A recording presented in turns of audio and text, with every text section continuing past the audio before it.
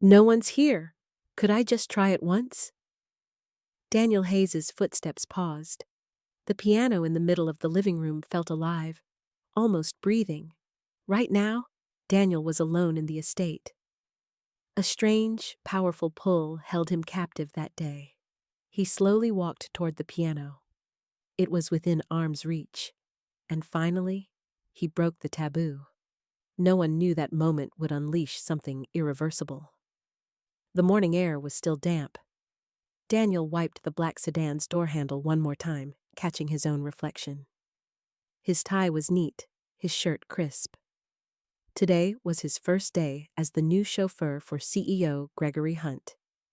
He rang the gate bell, and the housekeeper quickly opened the door. Daniel removed his shoes carefully and stepped along the marble corridor. The air inside the estate felt unusually heavy. Vast and quiet, yet missing the warmth of a lived-in home.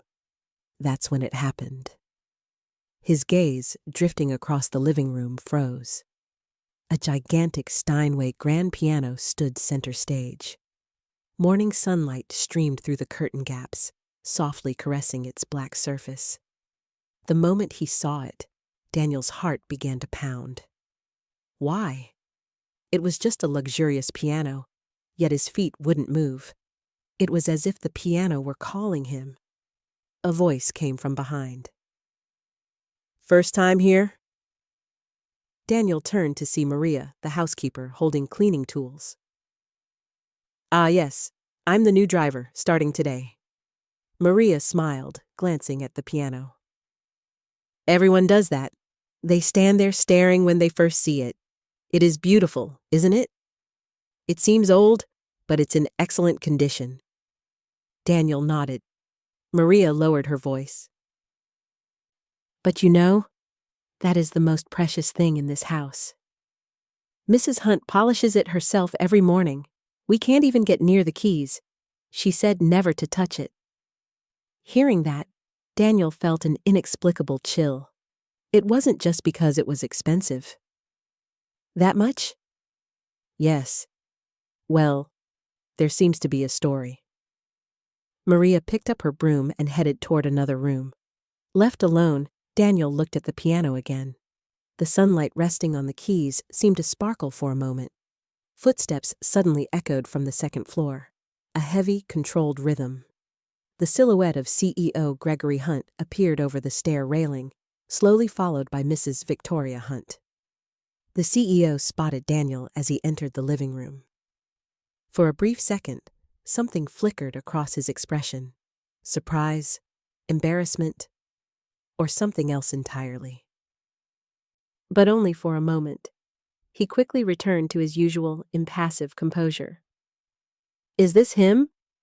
the CEO asked curtly. Victoria nodded. "Yes, the new driver, starting today." Daniel stood tall and bowed respectfully. "Daniel Hayes, it's a pleasure to serve you." "Daniel, is it?" The CEO looked at his face for a long second. An unknown weight settled in his gaze. Then his eyes shifted naturally toward the living room, where the piano stood bathed in morning sunlight. The CEO's eyes wavered for a moment, a complex emotion as if recalling something, yet desperately trying to look away. Victoria was also looking at Daniel. There was an unexplainable feeling lingering in her eyes, too. "Have you checked the roots?" The CEO abruptly changed the topic. His voice was firm, yet touched with a slight tremor. "Yes, CEO. Traffic for the commute is clear." "Good, let's go then." The CEO headed toward the entrance first, and Daniel followed. As Daniel opened the car door, Victoria stepped out to see her husband off. "Don't be late today." Her voice was soft, yet drained of energy. Daniel caught a glimpse of her face reflected in the passenger side mirror. Her eyes were filled with a kind of longing he couldn't name. Sitting in the driver's seat, Daniel adjusted the rearview mirror and observed the CEO's expression. Gregory Hunt sat in the back, already looking at his tablet. focusing on work so early in the morning, impressive in a way. To the corporate headquarters in Midtown Manhattan. His voice was low, composed. Daniel started the engine quietly. The car slid smoothly onto the road. The streets were still calm, and morning sunlight streamed through the window. At a red light, the CEO suddenly spoke. "How long have you been driving professionally?" 5 years, CEO. Where did you work before? I drove for an executive at a mid-sized corporation. The CEO asked nothing more. He simply returned his gaze to the tablet. Daniel focused on the road. Classical music drifted from the radio, a piano piece. Without realizing it, Daniel's fingers began tapping a rhythm on the steering wheel, an involuntary motion. When they arrived at the company, the CEO stepped out first. "Pick me up at 3 this afternoon. Before that, stop by the house and get my briefcase. It should be on my desk in the library." "Yes, CEO." Daniel bowed, and Gregory Hunt immediately walked inside the building. On the drive back to the estate, a quiet nervousness crept into Daniel's chest. He would have to pass by that piano again. For some reason, just seeing it made his heart pound in a strange way. When he opened the front door, the house was silent. Only the distant hum of Maria vacuuming echoed faintly. Daniel moved carefully toward the library. He had to pass through the living room, but someone was there. Mrs. Victoria Hunt stood in front of the piano. She was gently wiping its surface with a white cloth, slow, tender, as if caring for a fragile treasure. Victoria lifted her head when Daniel stepped inside. "Ah, driver, what is it?" "I came for the CEO's briefcase." "I see, the library is over there." She motioned lightly toward the room. The library was filled with books, a full wall of shelves, endless rows. A black briefcase sat neatly on the desk. Just as Daniel picked it up, his eyes caught a framed photo nearby. A family portrait, the CEO, his wife, and a young woman. Their daughter, it seemed. After thanking Victoria, Daniel turned to leave. But before he stepped out, he glanced back one more time. Through the large window, Victoria still stood in front of the piano. Her back looked lonely. Daniel got into the car and sank into thought. There was something unusual about the people in this house. On the surface, they seemed like a typical wealthy family. Yet a heavy atmosphere clung to the estate, especially around that piano. As 3 p.m. approached, Daniel headed back to the company. When he arrived, the CEO was already waiting in the lobby. "Did you bring the briefcase?" "Yes, it's in the back seat." The CEO nodded and got into the car. But instead of going home, he gave a new instruction. "Head to the art studio in Greenwich. My daughter will be there." "Understood." When they reached the studio, a young woman was waiting outside. The CEO's daughter, Haley Hunt, the same young woman from the photo. She carried a large bundle of art supplies. "Dad, you're early. How's the exhibition preparation going?" "It's going well." Haley got into the car, and for a moment, her eyes met Daniel's. "Hello? You're the new driver, right? I'm Haley Hunt." "Daniel Hayes. Pleasure to meet you." Haley smiled, brightly, warmly. Her smile felt familiar somehow. On the way home, father and daughter talked about the exhibition. Haley was preparing for her first solo show next month. The CEO listened quietly, attentively. Unlike his usual stern demeanor, he seemed much softer around her. At the estate, Haley stepped out first. "Driver, I think you'll have to help me with my schedule starting tomorrow." Dad said so. "Understood." She headed inside, followed by the CEO. It seemed things were about to get busier. Daniel's new task was driving Haley between the art studio and the university art department as she prepared for the exhibition. On the first morning, Haley came out with her bag full of art supplies. "Driver, your name is Daniel Hayes, right? That's a nice name. It feels familiar somehow." Daniel chuckled. "Really? I thought it was a pretty common name." Haley placed her bags in the back seat and climbed in. As the car began to move, she opened a notebook and checked her notes. "Today, please stop by the art supply store in Soho first, then head to the university. I ordered canvases." "Understood." Traffic was heavy due to the morning rush hour. At a red light, Haley looked out the window. "It's already November. The exhibition is next month, and I have mountains of things to prepare." Daniel glanced at her through the rear-view mirror. She looked worried, yet excited. "Is this your first solo exhibition?" "Yes. That's why I'm so nervous. I hope it goes well." They arrived at the art supply store, tucked on the second floor of an old building. "The owner here is so nice," Haley said. "I've been coming here since college." Inside, the air smelled of paint and wood. Brushes covered the walls, and rows of canvases were neatly arranged by size. Daniel waited by the entrance while Haley picked up her order. "Look, driver." She handed him a small sketchbook. "This is the sketch for the painting I'm exhibiting. What do you think?" It was a pencil sketch of a sea landscape, the horizon, the waves, a small island in the distance. "It's wonderful. Is it a place you've visited?" "It's a place I went to with my family when I was little. The memory is blurry, but the feeling remains." Her voice held a quiet wistfulness. They loaded the canvases into the car and drove to the university art department, where Haley taught. Before getting out, she said, "It will take about an hour and a half. You can wait at a coffee shop or in the car." "I'll wait outside." Daniel sat on a nearby bench and started reading the newspaper. Occasionally, he looked up at the university window and saw Haley teaching her students. She looked serious, yet gentle. When the lecture ended, Haley came out. Her hands and arms smudged with paint.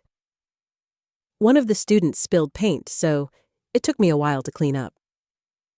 Daniel took wet wipes from the car and handed them to her. Haley smiled as she accepted them. "You're thoughtful. Do you always keep wet wipes in the car?" "It's a habit.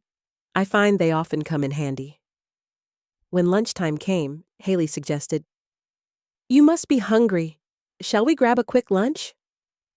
"My treat. I feel bad that you drive me around all day and I can't do anything else." They went to a small local diner near the campus. They ordered sandwiches and soup. It was an ordinary lunch, but it felt strangely comfortable. "Are you interested in art, driver?" Haley asked as she ate her sandwich. "I don't know much about it, but I enjoy looking." "If you have time later, come visit my studio. Watching the painting process is interesting too." In the afternoon, they stopped by the art supply store again. This time, Haley needed brushes. While she browsed, Daniel wandered around the store. An old painting of a piano hanging on the wall caught his eye. For some reason, he couldn't look away. "That painting is lovely, isn't it?" Haley said as she approached. "The store owner's mother painted it. She was a pianist a long time ago. She must have really loved the piano. I can feel it from the painting." Haley smiled. "You feel it too? I feel something whenever I see that painting. Like longing." On the drive home, the car was quiet. Haley spoke first. "Driver, you must be tired after driving all day, right?" "It's okay. It's my job." "Still, thank you. I got around comfortably because of you." At a red light, a soft melody floated out of the radio, a piano piece. Haley turned up the volume. "Do you know this piece?" "Chopin's Nocturne. I don't, but it's beautiful. My mother used to play it a lot a long time ago. Of course, I don't remember, but Dad sometimes tells me about it. Daniel wanted to ask more, but he held back. It was the first time he'd heard that Haley's mother played the piano. When they reached the estate, Victoria stood at the entrance, waiting. Haley, you're late again today. I'm busy with exhibition preparations, Mom. Haley stepped out and lifted the canvases from the back seat. Victoria looked at them closely. You're painting big ones. Yes. I'm trying to be ambitious this time. As mother and daughter walked inside, a thought crossed Daniel's mind. Why didn't Victoria play the piano now? And why had Haley said she'd never seen her mother play? He was curious, but it wasn't his place. He was just the driver.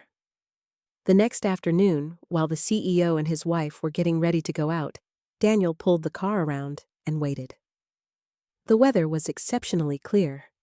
Sunlight poured from a cloudless sky, illuminating the entire estate. The CEO was on a long phone call, delaying their departure. Daniel waited near the entrance, then strolled toward the living room to pass the time. As he walked by, he stopped, almost unconsciously, in front of the piano. The afternoon sun flooded the room. Light glided across the piano's glossy black surface, warm and soft. Even though it was a black piano, in the sunlight it seemed to glow with a deep brown hue. Daniel stepped closer without thinking. The piano was within reach. The key cover was firmly closed. Nothing was placed on top of it.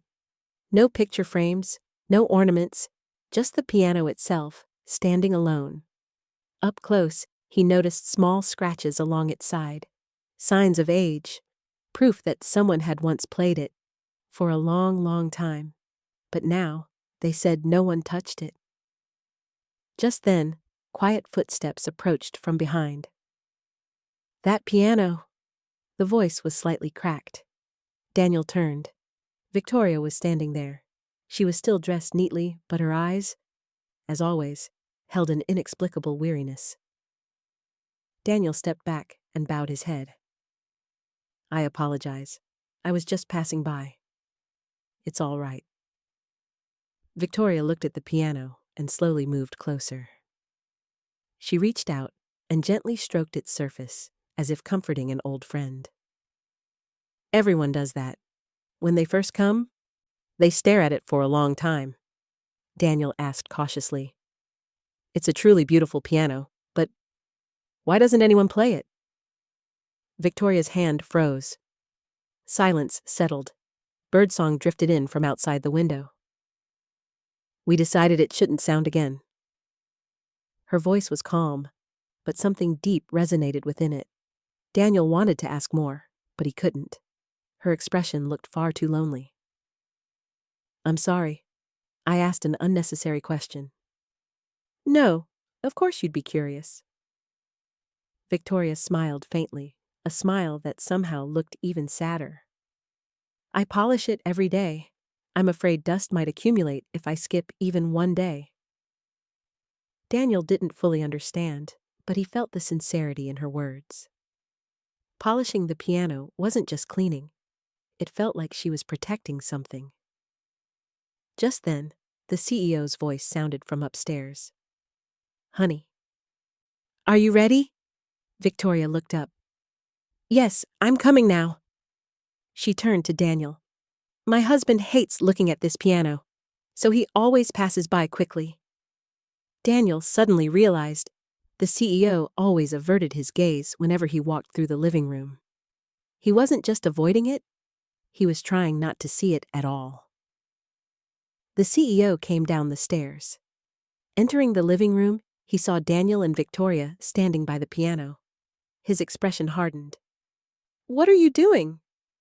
His voice was sharper than usual. Victoria answered quietly. Just talking for a moment. The CEO didn't even glance at the piano. He walked straight toward the entrance. Let's go. Daniel followed quickly. Starting the car, He looked at the CEO and his wife in the rearview mirror. Both stared out the window. Silence filled the air between them. After a while, Victoria spoke softly. "Come home early tonight. Haley asked if we could have dinner together." "All right." The CEO's reply was brief. Daniel focused on the road.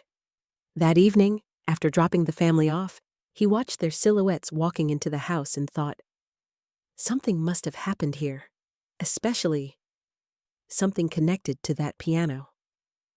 Haley's exhibition preparations were reaching their final stages. Daniel started the engine. As the car pulled out, Haley cracked the window open. Cool morning air drifted inside. A piano melody played on the radio. Haley turned up the volume. "Do you like the piano?" Daniel asked, meeting her eyes in the mirror. "Yes, I enjoy listening. I like listening too. I don't know how to play myself." Haley nodded. "Me neither. But strangely, listening to the piano makes me feel peaceful." "It's been like that since I was little." Daniel tightened his grip on the steering wheel. He felt the exact same way. Listening to the piano made him feel peaceful. When they arrived at the art supply store, Daniel waited outside. A little later, Haley came out carrying a large bag. "Do you like rainy days?" she suddenly asked. He looked up at the sky, covered with clouds. "I do. I like opening the window and listening to the rain." "Really? Me too. When I was little, I always opened the window when it rained." There was genuine surprise in Haley's voice. Daniel found it strange too. Not many people loved rainy days. They stopped at a traffic light. Daniel unconsciously tapped his fingers on his knee. A steady rhythm. Then he noticed Haley doing the exact same rhythm on her knee in the back seat. "Oh!" Both of them made a sound at the same time. They looked at each other and shared an awkward smile. "I tap this rhythm often. It's a habit," Haley said. Daniel nodded. "Me too. I don't know since when." Later that day, when he picked Haley up after class, she came out holding 2 coffees. "This is for you too. Americano is okay, right?" "Thank you. It's my favorite." "I only drink Americano too. The others are too sweet." Again. The same. Daniel felt a strange, growing sensation. Too many small things were overlapping to feel like coincidence. Over the next few days, more similarities emerged. They both liked the same color, gray. Many people thought it dreary, but both of them found gray calm, steady, stable. "Driver, do you happen to like sandalwood?" Haley asked one day as she got into the car. "Yes." "How did you know?" "I smell it in your car. I light sandalwood incense in my studio too." Daniel looked at the air freshener and laughed softly. It was all truly strange. One afternoon, while preparing for the exhibition, Haley cut her hand moving a large frame. Daniel immediately brought the first aid kit. "I'm fine. It's just a small cut," Haley said, waving her hand. But Daniel was already opening the antiseptic. He disinfected the wound carefully and placed a bandage over it. "Thank you, but it's really strange." "What is?" "I feel comfortable when I'm with you, like I've known you for a long time." Daniel felt it too. Despite only meeting recently, being with Haley felt natural, familiar. That evening, rain began to fall as they drove home. Haley rolled the window open slightly. "The sound of rain is lovely, after all." "It is. It makes the mind calm." They sat quietly, radio off, just listening to the gentle tapping of raindrops on the window. "Driver, do you ever miss something for no reason?" Haley asked softly. "I do. Times when I just feel longing, without knowing what I'm missing." "Me too, especially when I hear the piano." Daniel looked at her in the rear view mirror. She was looking out at the rain-soaked streetlights, the blurred glow reflected against her face. When they reached the estate, the CEO and Victoria were standing at the entrance with umbrellas, waiting. "Haley, did you get wet in the rain?" Victoria asked, worried. "No, I'm fine." Haley got out and turned back to Daniel. "Thank you for your hard work today. See you tomorrow." Daniel bowed as the family walked in. The CEO looked back once. His eyes met Daniel's, an emotion flickering across his face. Then he turned away and went inside. Putting the car into the garage, Daniel wondered, were all these similarities between him and Haley just coincidence? Or did they mean something deeper? He didn't know, but he liked the ease he felt whenever he was with her. 2 days before the exhibition, the estate was bustling from early morning. Everyone in the family pitched in. Daniel loaded supplies into the car: 5 framed pieces, printed materials, 2 boxes, and various other items. Haley checked the list at the entrance, moving back and forth. "That's everything. I think we can go now." The CEO and Victoria had decided to accompany her to the exhibition hall. Victoria picked up her handbag and said to Maria, "Maria, you can leave early today. I don't think we'll be back until dinner." "Yes, Mrs. Hunt. I'll finish cleaning and leave this afternoon." "Thank you." The whole family got into the car. Daniel started the engine and slowly pulled out of the estate.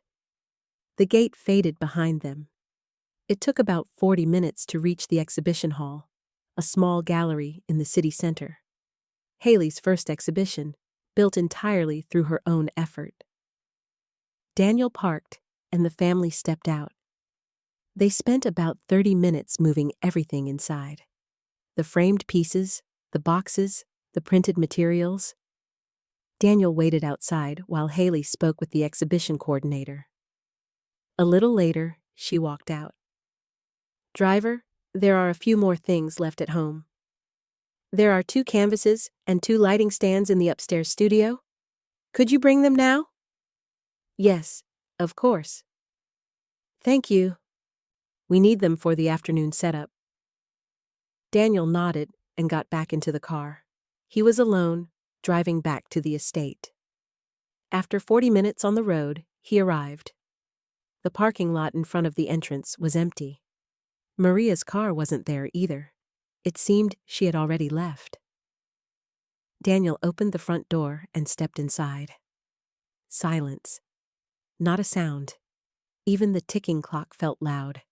It was the first time the house was completely empty. The air felt strangely heavy. Daniel took off his shoes and walked down the hallway. His footsteps echoed softly against the marble floor. Haley's studio was at the end of the second-floor corridor.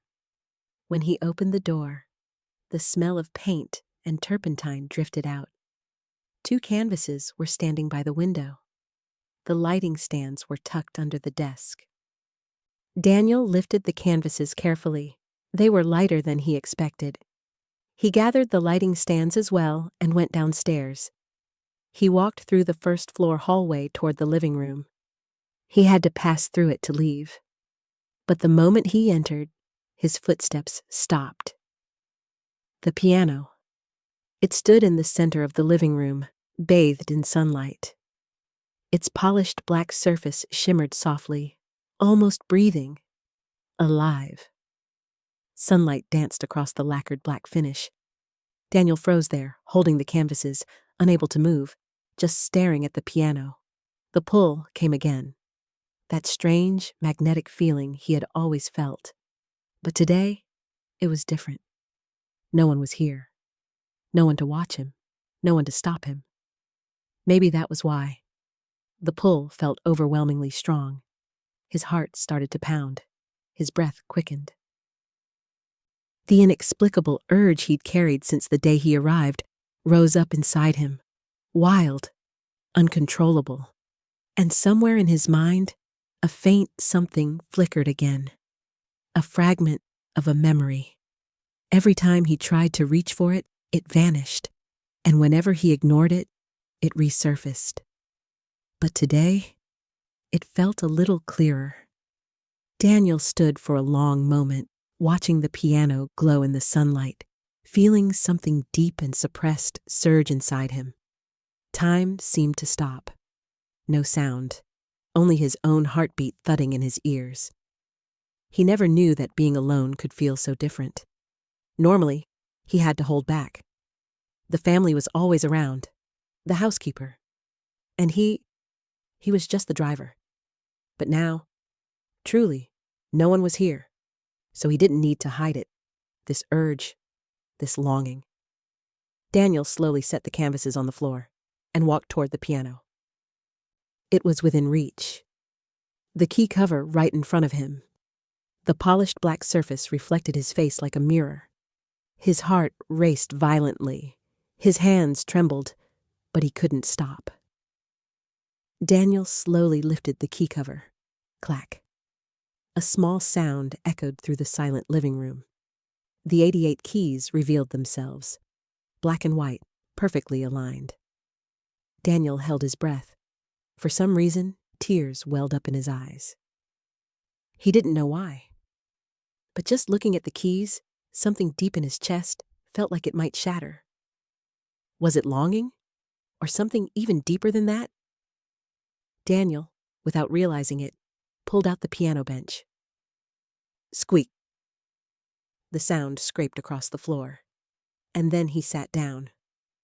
The instant he did, a jolt shot through his whole body. An emotion he couldn't name washed over him, like finding something he'd lost long ago. Hands trembling, he placed them gently on the keys. A cold sensation traveled into his fingertips. His left hand moved first. He didn't think. His fingers simply moved. Do mi sol. They found their place naturally, as if they'd always belonged there. His right hand lifted. 5 fingers settled onto the keys. He didn't think. His body remembered. Daniel pressed the first key. A clear note filled the living room. The moment he heard it, a tear slipped from his eye. He didn't know why he was crying, but the tears kept falling. He pressed the second key. His fingers moved again, seeking the next notes on their own, with no connection to his conscious will. A simple melody continued, and it was strange. He had never played before, yet he made no mistakes. His fingers knew exactly where to go, exactly how hard to press. Daniel closed his eyes and followed wherever his hands led. The melody, simple at first, grew more complex. Left hand supporting the bass, right hand sculpting the melody. A beautiful piece. Daniel didn't think he knew it. His mind had no memory of it. But his hands did. His fingers danced across the keys. Quickly, slowly, gently, strongly. Music poured into the room. The long, silent piano was singing again. Tears streamed down Daniel's face, but his hands did not stop. The performance continued. Just then, clang! The front door opened. Daniel didn't hear it. He was lost entirely in the music. I almost forgot. Haley's voice drifted in. The USB must be on the desk. I'll go get it. The CEO's voice followed. The family had returned. At that moment, the piano music carried down the hall. All 3 of them stopped. Victoria's face turned white. Her handbag slipped from her hand and hit the floor. Thud. The CEO froze mid-motion, halfway through removing his shoe. Every bit of color drained from his face, but Haley simply tilted her head. Piano music? Mom, who's playing the piano? Victoria couldn't answer. She was utterly still. Her lips trembled. The CEO moved first. Slowly, as if walking through a dream, he made his way toward the living room. Haley stepped to the entrance, and then she saw Daniel sitting at the piano, eyes closed, playing. Haley stood rooted in place. The melody washed over her, and it felt familiar. "This piece," she whispered. "It sounds like a nocturne." The CEO and Victoria stepped inside. They saw Daniel at the piano. A small gasp escaped Victoria. Tears streamed down her face. The CEO couldn't move. His hand trembled slightly. Only the piano filled the room. Daniel kept playing, eyes still closed. The three of them watched, unable even to breathe. The final note rang out. Daniel's fingers slowly lifted. Only then did he truly wake from whatever held him. He realized what he had done. Opening his eyes, he turned his head. 3 people stood at the entrance. Daniel's heart turned cold. The CEO, his wife, Haley. All 3 stared at him, unmoving. I... Daniel stumbled to his feet. The bench scraped back with a harsh creak. "I apologize." He bowed deeply. His hands trembled. His legs trembled. I am truly sorry. I absolutely didn't intend to. I couldn't stop myself." His voice shook. The CEO stepped forward, his face pale, his lips pressed tight. "You..." The CEO's voice was low. "How dare you!" Anger, raw, suppressed fury, filled his words. Daniel bowed even deeper. "I apologize, CEO. There is no excuse." "Didn't you hear me?" The CEO's voice rose. "I said never to touch that piano." "I apologize." "Someone like you..." The CEO continued, but suddenly stopped. His gaze shifted to the piano. The keys were exposed. The very keys Daniel's hands had just touched. The anger drained from the CEO's face. Something else flashed through him instead. Confusion. Fear. "That piece..." His voice trembled. "What was that piece you just played?" Daniel slowly lifted his head. I don't know either. My hands just did it." "Nocturne," the CEO whispered. His eyes wavered. "Nocturne number 20. Victoria leaned against the wall. Her legs seemed unable to hold her. "How?" Her voice was barely audible. "How could you know that piece?" Tears streamed down her cheeks. Daniel couldn't answer. He didn't know what any of this meant. Victoria covered her mouth with a trembling hand. Soft sobs escaped through her fingers. "Honey." The CEO reached out to her, but Victoria stepped back. "I'm sorry. I... She turned and rushed out of the living room. Her footsteps staggered up the stairs. Thump, thump, and then a door slammed. Silence fell. The CEO remained where he stood, unable to move. His hand trembled. He clenched and unclenched his fist again and again. Daniel could barely breathe. "CEO, I truly apologize. You." The CEO looked at him. No anger now. No accusation. Just a deep, incomprehensible confusion. "Where did you learn that piece?" I have never learned it." "Never learned it?" "No, I have never played the piano." "But my fingers, they just did it." The CEO stared at him in silence. A long, suffocating silence. "You may leave," he finally said quietly. "CEO, just go home. We'll talk tomorrow." Daniel bowed his head. "I apologize." He gently closed the key cover and left the living room. The CEO looked toward the stairs. "Honey?" His voice was faint. "I don't think I can go to the exhibition preparations." Haley looked at her father. His expression, she had never seen him like this. "I need to check on your mother." "Yes, Dad. It's okay," Haley said softly. "I'll go with the driver." The CEO nodded, then slowly climbed the stairs. Haley stood alone, staring at the now empty living room. The piano sat silently in its place. She took a deep breath and headed for the entrance. Outside, Daniel's car engine was running quietly. Haley opened the door. Daniel stepped out immediately to open the back door for her.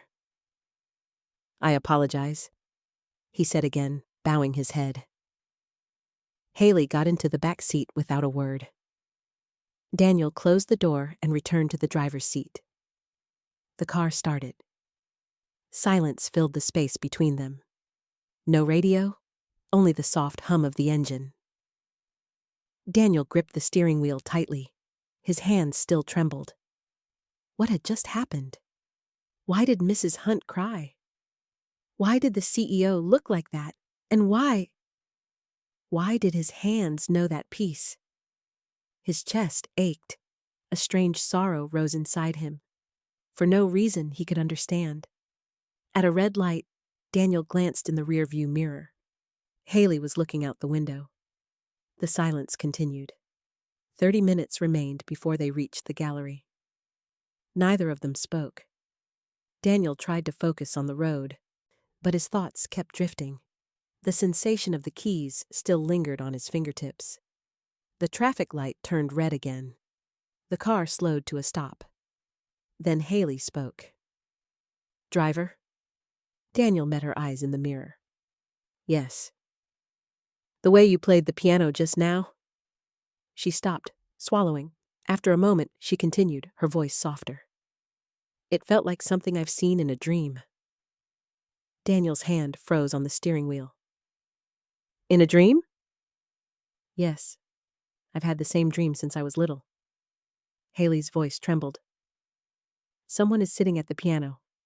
I can only see their back. Whenever I try to approach, I wake up."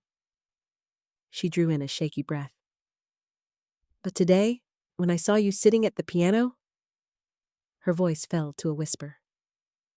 "That was the dream." The traffic light turned green. Daniel started driving again, slowly, his mouth dry. "I also," he said quietly, "I have that dream." Haley leaned forward. "Really?" "Yes. Someone is sitting at the piano, and I always wake up when I try to approach. I can't see their face." Haley's breathing grew heavier. "Just like me?" Silence. The air between them thickened. "Driver?" Haley said again. "Aren't we too strange?" "Strange? How?" "We have the same dream, and we like the same things." Her voice trembled harder. "Rainy days, gray, sandalwood, Americano. Even the finger-tapping rhythm, it's all the same. I thought it was a coincidence at first, but it's too much." Daniel had been thinking exactly that. "I felt it too," he murmured. "I feel strangely comfortable when I'm with you." "Me too. When I'm with you, it feels like I've known you for a long time." They looked at each other. Silence filled the car.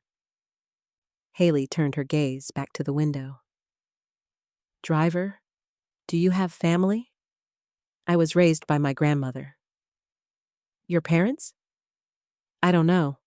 My grandmother said she took me from Child Protective Services." Haley sucked in a breath. "How old were you?" "I don't know exactly. She said I was about 6.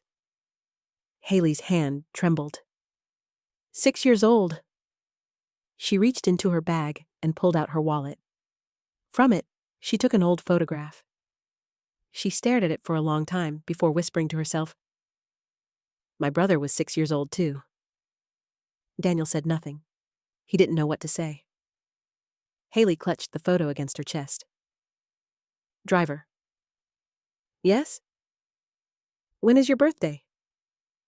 "I don't remember, but my grandmother said it's March 15th. Haley's face turned completely white. Her lip shook. Tears welled up. "My birthday is also March 15th. Daniel couldn't speak. Haley turned to the window, trying desperately not to cry. A long silence stretched between them. Is that the exhibition hall?" she finally asked, her voice thin. "Yes." Daniel restarted the car. They drove the last stretch in silence. Haley, in the back seat, continued staring at the photograph. A tear fell onto it. Daniel saw it in the rear-view mirror, but said nothing. Neither of them spoke. But Haley knew none of this could be a coincidence. Meanwhile, the CEO stood by the second-floor window, listening to the car engine fade away. The car carrying Haley and Daniel passed through the gates. He slowly turned. Below him was the living room. The piano sat silently. The key cover was closed again. Yet the air around it still felt warm, as if someone's touch lingered. The CEO walked down the hallway, stopping in front of a room. The door was tightly shut. Dust coated the doorknob, a sign it hadn't been opened for many years. He gripped the doorknob with a trembling hand. Creak. The door opened. The room was dark. The curtains were drawn tight. He reached for the light switch. In an instant, a space where time had stopped revealed itself. The small desk, the bookshelf, the bed, everything exactly as it was. Exactly as it had been 24 years ago. The CEO stepped inside slowly, as though afraid any sound might disturb the past. On the small desk, a picture book lay open. The very book his son had been reading that morning. He reached out, then stopped. He was afraid he might break if he touched it. A soft sound came from behind him. "Honey." Victoria stood at the doorway, her face streaked with tears. "You came here too." The CEO nodded, unable to speak. Victoria entered the room. She sat on the small chair beside the bed and gently stroked the bedspread. "I still feel his scent." Victoria's voice trembled. The CEO walked to the window. He drew back the curtains. Sunlight poured in. In one corner of the room sat a small toy piano, a children's piano with red and blue keys. The CEO knelt in front of it. "How much that child loved this." His voice cracked. He played this first thing every morning when he woke up. Clumsily, but he played so diligently. Victoria rose and came to his side. She knelt beside him in front of the toy piano. "I taught him," she whispered. Her trembling fingers brushed the keys. "The nocturne. I arranged an easier version and taught it to him. He loved it so much." Tears fell down her cheeks. "He played it every day, every morning. He would sneak out while Haley was sleeping and come find me, asking me to teach him more piano." Tears gathered in the CEO's eyes as well. "That day too," he said, voice shaking. "He played that morning. Before we left for the amusement park, he asked me, 'Daddy, listen.'" He couldn't finish. It was Daniel's birthday, 6 years old. Victoria's sob was raw. "The day we took him to the amusement park to celebrate his birthday?" She lifted the toy piano. It was light, just plastic. But to her, it was heavier than the world. "We made a mistake," Victoria cried. "It was only a moment, just one moment we looked away." "It wasn't your fault," the CEO said softly. "No, it was mine. I should have watched them more closely." They looked at each other. For 24 years, they had carried the weight of their guilt alone. Victoria clutched the toy piano to her chest. "I'm still looking for him," she choked out. "In my dreams. Every night he appears. So close I could almost touch him, but he always moves away. I can't reach him." The CEO wrapped his arms around her. They wept together, their sobs echoing softly in the still room. After a long time, Victoria whispered, "Honey, that man, the driver, the piece he played, was the last piece our son played." "I know." The CEO's voice trembled. "It was exactly the same. The touch, the tempo, even the hand movements." Victoria looked at him. "You saw it too, didn't you? The way he placed his left hand on the keys. It was exactly like our son. Even though he was so small, that image keeps overlapping." The CEO didn't answer. He couldn't. "Could it be?" Her voice shook. "Could it possibly be?" He looked into her eyes filled with both hope and terror. I don't know, he said honestly. But I can't help thinking it either. Victoria looked down at the toy piano again. The small keys glimmered in the sunlight. What if, she whispered, what if it really is him? She couldn't finish. The hope was too immense, too dangerous to fully voice. She placed the toy piano back where it had always been, as gently as laying down a child. The two of them stepped out of the room. Before closing the door, the CEO looked back one more time. The small desk, the toys, the little piano, all waiting, untouched, waiting for their owner to return. He slowly closed the door.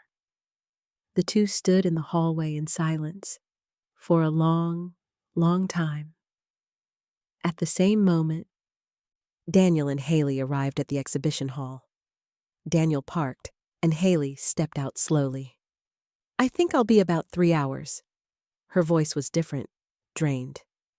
Understood. I will wait outside. Haley nodded and entered the gallery. Daniel sat on a nearby bench. His hands still trembled. The sensation of the piano keys clung to his fingertips. Why did his hands know that piece? Why did he cry the moment he sat down? He looked up at the sky. Clouds drifted slowly overhead. Through the gallery's glass window, Daniel watched Haley. She spoke with the exhibition coordinator, adjusting artwork, checking lighting, putting up description panels. She looked professional, steady, capable. But Daniel could tell. Her hands trembled at moments, and every time she turned her head toward the window, her eyes wavered. Time passed slowly. Daniel couldn't sit still anymore. He stood up, wandered around the block, circled aimlessly, then eventually returned to the bench. The sun dipped lower in the sky. Around 6 p.m., the gallery door opened. Haley stepped outside. Her face was even paler, her eyes red. You've worked hard. Daniel opened the car door for her. Haley got into the back seat without replying. He started the car. Silence again. Radio off. Only the hum of the engine. A 40-minute drive back to the estate. A long, heavy quiet. At a traffic light, Haley spoke softly. Driver? Yes? Thank you for all your trouble today. Not at all. If, by any chance, she paused. If I find out anything, I'll contact you. Daniel nodded once. He didn't ask anything more. They arrived at the estate. Lights glowed warmly at the entrance. Please go inside, Daniel said. Haley stepped out. After a few steps, she turned back. You drive carefully, too. Yes, see you tomorrow. She nodded and walked inside. The door closed behind her. Daniel sat in the car, unmoving, for a long time. Then he finally turned the wheel and drove toward home. He arrived at his apartment at 7 p.m., a small unit on the second floor. Daniel opened the door. Daniel, you're home? His grandmother's voice floated from the bedroom. Yes, Grandma, I'm home. His voice trembled. Have you had dinner? I ate the leftovers in the fridge. Grandma, you can go ahead. All right, I know. The bedroom door closed again. Daniel walked into the living room and collapsed onto the sofa. His strength drained completely. The day had been too long. The piano, the family's shock, the conversation with Haley, the birthday. Everything felt unreal. He closed his eyes. The scene replayed instantly, his fingers on the keys, the melody he didn't know he knew, Mrs. Hunt's tears. Why? Daniel whispered. Why did I know that piece? No answer. Just then, the bedroom door opened. His grandmother, Mrs. Dorothy Miller, stepped out. A woman in her 70s, slightly stooped, but with bright, sharp eyes. Daniel, is something wrong, dear? She walked toward him, worried. What's wrong with your face? Did something happen at work? Daniel looked up.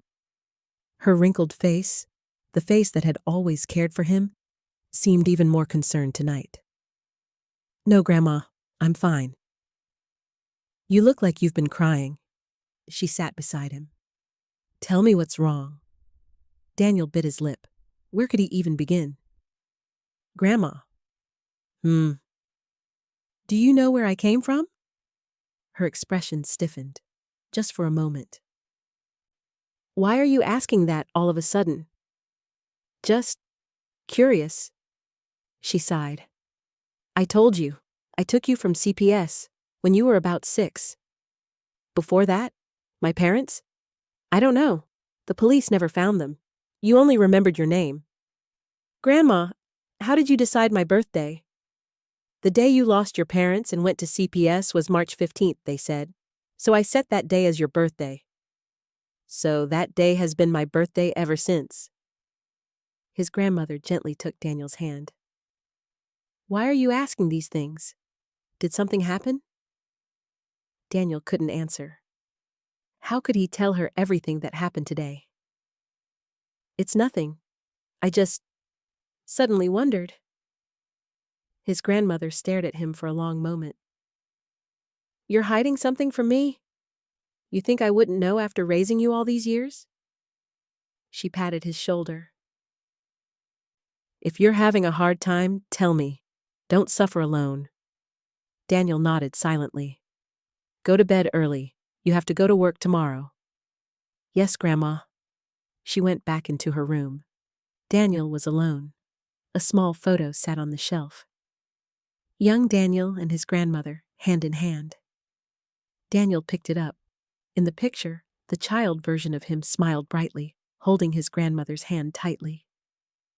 Grandma. His voice shook. If I find another family, He couldn't finish. Tears fell. He didn't know if the feeling was sadness, fear, or longing, or all of them at once. But the tears kept coming. After a long while, he wiped his eyes and put the photo back. Outside, darkness had settled completely. Daniel lay in bed, but sleep wouldn't come. He stared at the ceiling, replaying the entire day. The piano keys, the melody that came from nowhere, the conversation with Haley, the birthday. Everything aligned, too perfectly, but he couldn't be sure.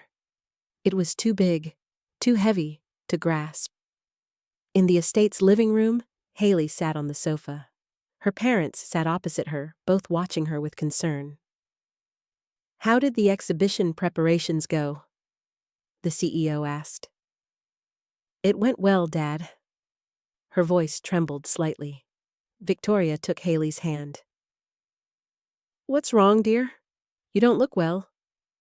Haley bit her lip. Should she tell them? Once she did, nothing would ever be the same. But she couldn't hold it in. Mom, Dad. Haley's voice shook. I have something to tell you.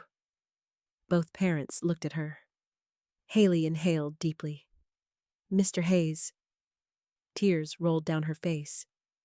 He might be my brother. Silence swallowed the entire living room.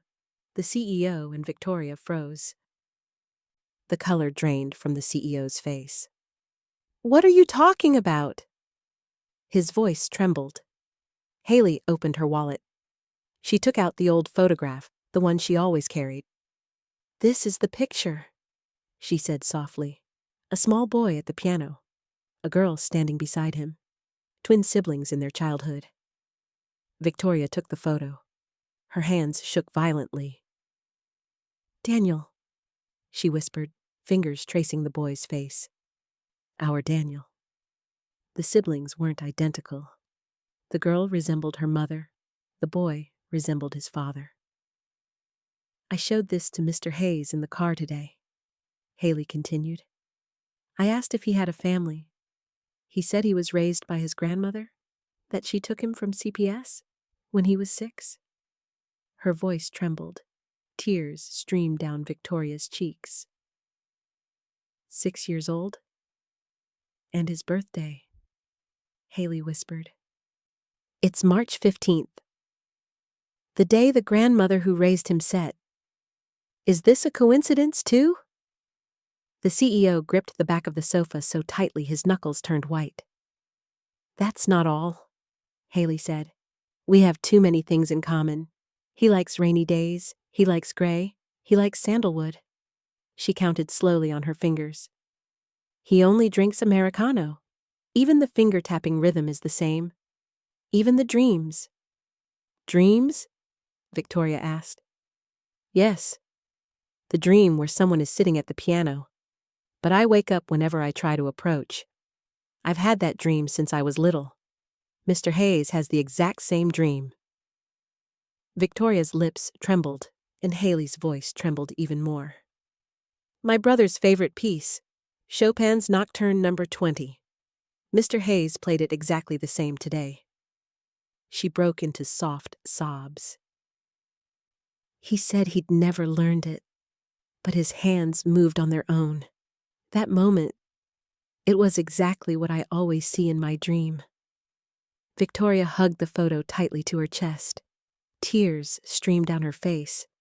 The CEO rose and walked to the window.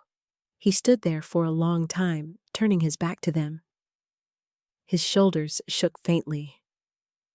"It's too much," Haley whispered. "Too much to be a coincidence." A long silence hung in the living room. Then the CEO slowly turned around. His eyes were red. "We need to confirm," he said quietly, but firmly. "For sure." Victoria looked up at him. "How?" "There's a way," the CEO replied. "DNA testing. We can know for certain." Haley glanced between her parents. "Is he really my brother?" No one answered. But they were all thinking the same thing. Could a miracle return after 24 long years? The next morning, the CEO rose before sunrise. He went to the library and sat at his desk. Everything he had researched the night before spun through his thoughts. DNA testing methods, saliva, hair, a used cup. Anything could work. He clenched his shaking hands. Should he really do this? Without Daniel knowing? But he had to. He couldn't endure the uncertainty. At 9 a.m., Daniel arrived at the estate. "Good morning, CEO." "You're here? Today, go to the company in the morning, and then to the exhibition hall with Haley in the afternoon." "Understood." Everything looked normal. Everything sounded normal. Both men behaved the same as always, but the CEO's heart beat too fast. "Before you go," the CEO said quietly, "have a glass of water." "Oh, I'm fine." "No, drink it. Maria, bring some water." Maria brought the glass. Daniel thanked her and drank. The CEO watched closely. Daniel set the empty cup on the table and headed for the door. "I'll prepare the car." He left. The CEO stared at the cup. His hand trembled as he reached for it. Victoria came down the stairs. Their eyes met. "Honey?" "I have to do it," the CEO said softly. Victoria nodded. She had wrestled with the same thought all night. The CEO carefully placed the cup in a plastic bag. "I'm taking it to the hospital. Be careful." Both their voices shook. That afternoon, the CEO had the driver take him only halfway. He dropped Daniel off at the company and went the rest of the way by taxi. "I'm here to request a test." "Yes, CEO, everything is prepared." He handed over the bag. "We'll need a comparison sample," the staff member said. The CEO took a swab and collected the inside of his cheek. "The results will be ready in a week." "Understood." He left the hospital. The sunlight outside was blinding, but he saw nothing. That evening, the family gathered in the living room. "Is he really my brother?" Haley whispered. "I don't know yet," the CEO said, "but we will soon." Victoria stared out the window, her eyes red. "If it really is him," she said, voice trembling, "how can we tell him, after 24 years?" She couldn't finish. The CEO held her hand. Let's wait for the results first. The week that followed was the longest of their lives. Daniel worked as usual, driving the CEO, taking Haley out, following his routine. But inside, he was restless. He tried to focus, but thoughts shadowed him. The CEO often watched Daniel through the rearview mirror. Daniel's back as he drove, the exact way his fingers tapped his knee at traffic lights. Victoria waited at the entrance every day when Daniel arrived, something she had never done before.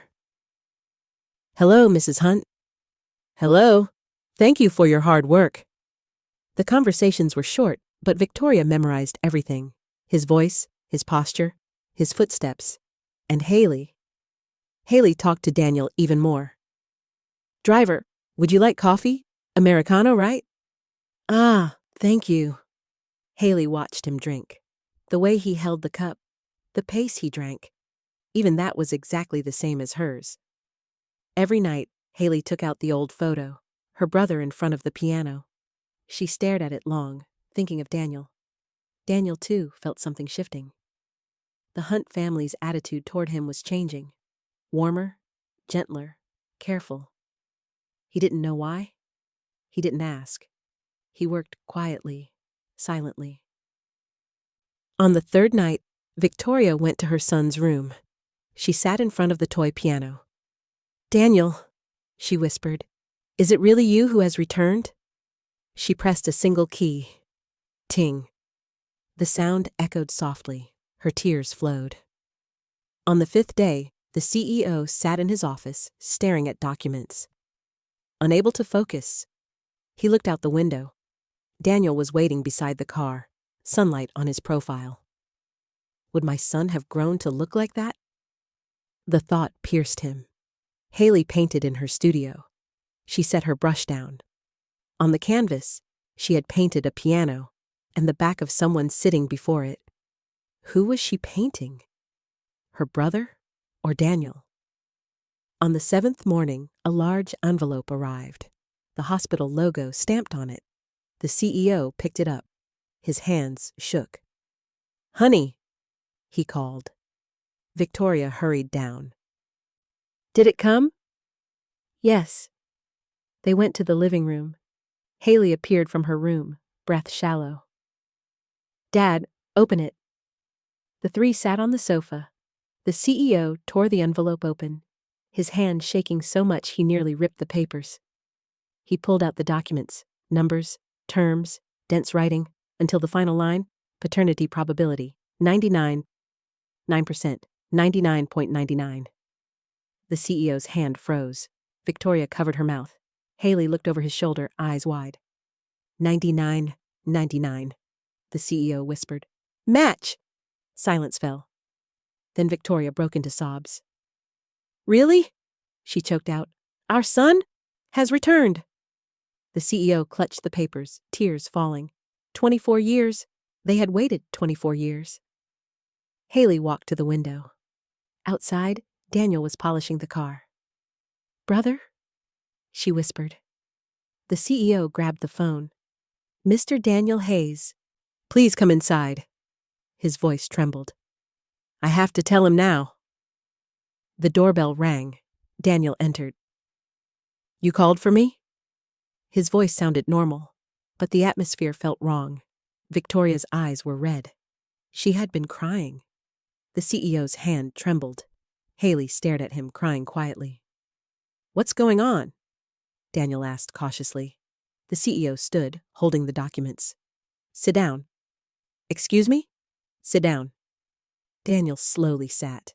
His heartbeat thundered. The CEO stood before him. Tears welled in his eyes.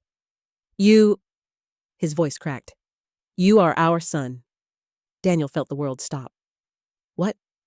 "We did a DNA test," the CEO said, extending the paper. 99% match. You are our son." Daniel took the document. His hand trembled violently. The words blurred. "What is this?" "Our son who was lost 24 years ago," Victoria said. She approached him, sobbing. "Daniel?" Our Daniel. She knelt before him.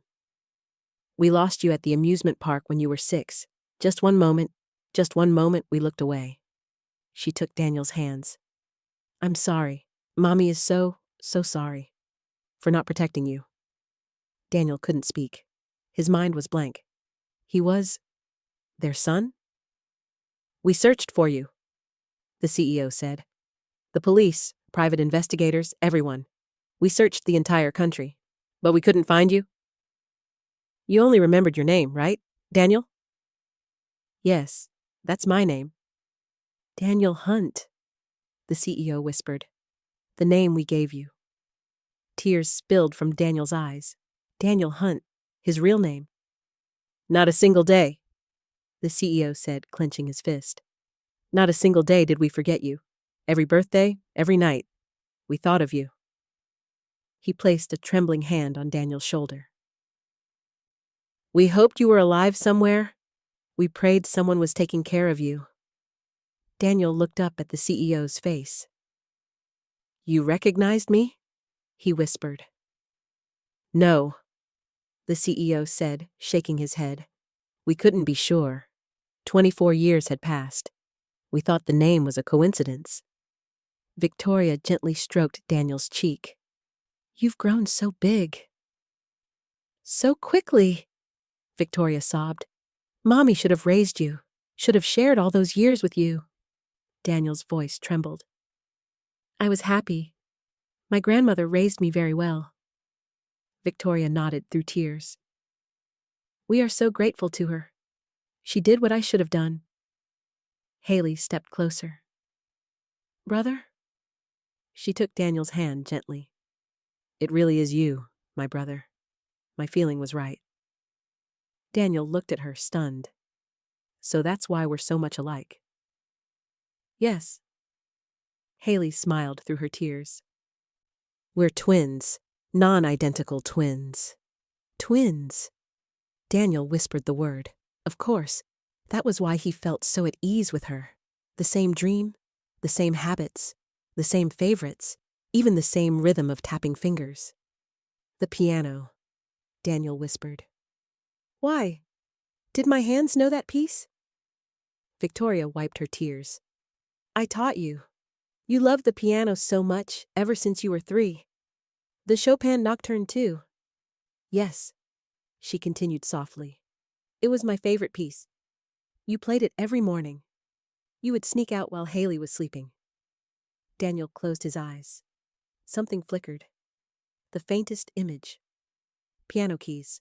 Someone smiling beside him. A warm touch. Mom? The word slipped from his lips. The first time he'd ever said it. Victoria broke into tears and embraced him tightly. Yes, I'm your mother. My son. They cried together for a long time. The CEO and Haley cried with them. 24 years of pain, 24 years of longing, 24 years of grief, all culminating in this moment. The family was whole again. The lost piece returned to its place. The piano stood in the corner, quiet, shining softly in the sunlight. The CEO wiped his face, then placed his hand on Daniel's shoulder.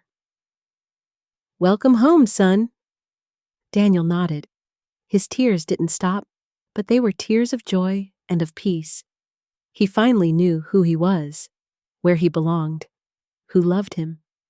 Daniel Hayes, now Daniel Hunt, had come home, after 24 years.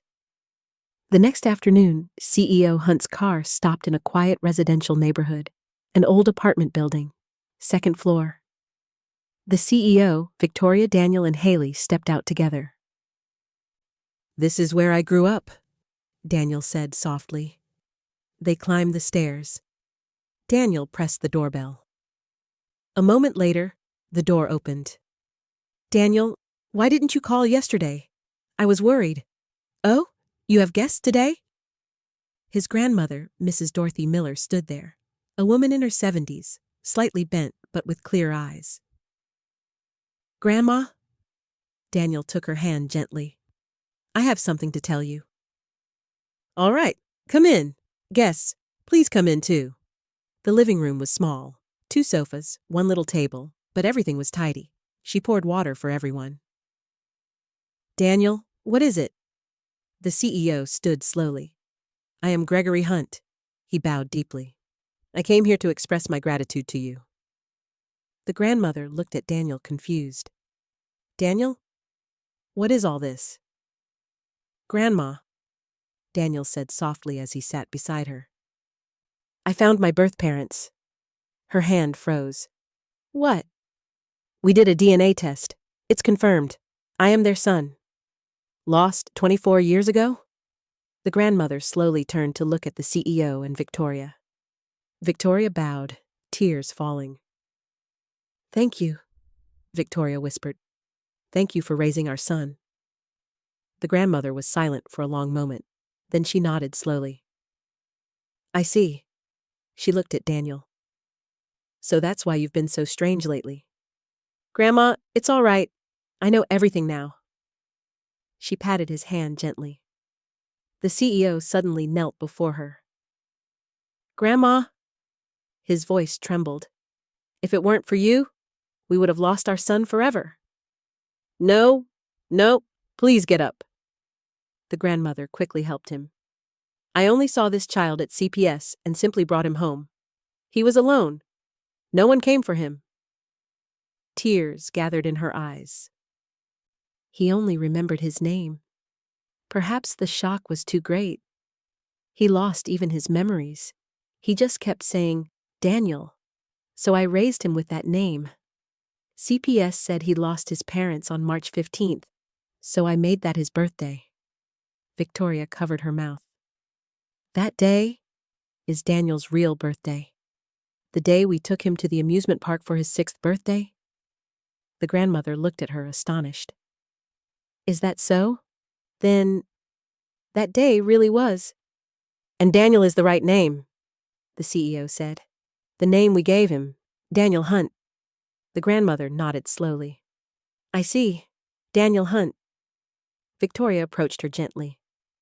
From now on, she said softly, we would like to take care of you. Please allow us. No, I can't do that. The grandmother waved her hands. I'm fine. This child protected me until now. My loneliness, my old age. It's enough that Daniel found his family. She smiled warmly. Grandma, Daniel said, holding her hand tight. You are my family. I found my birth family, yes, but you raised me. I have 2 families now, and you are one of them. Tears filled the grandmother's eyes. Daniel. Let's go together, Grandma, Daniel said with a bright, trembling smile. They have a big house, you know. There's a room for you, too.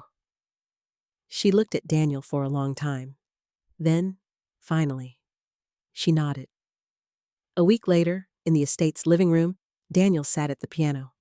Behind him stood his family, Gregory, Victoria, Haley, and Mrs. Dorothy Miller. Can you play it? Victoria asked gently. Daniel nodded. He placed his hands on the keys. They trembled, but this time it wasn't fear. He pressed the first key. Ping. A clear note rang through the room. Chopin's Nocturne. His fingers moved over the keys, smooth, certain. This time, he didn't hesitate. The melody flowed out softly, peacefully. The piano, silent for 24 years, was singing again. Victoria closed her eyes. Tears streamed down her cheeks.